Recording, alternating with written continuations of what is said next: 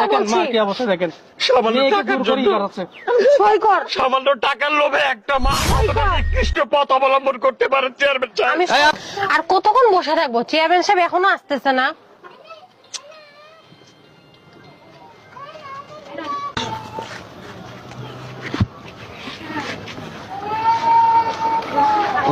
আসসালামু আলাইকুম। ওয়ালাইকুম আসসালাম।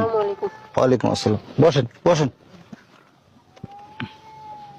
ছাত্র বন্ধ কর। আপা আমাকে ডাকলেন, আসলে আপনাদের অভিযোগটা কি একটু বলেন। ভাই, আমি ওই ছেলের সাথে আমার মেয়েরা থাকতে দিব না।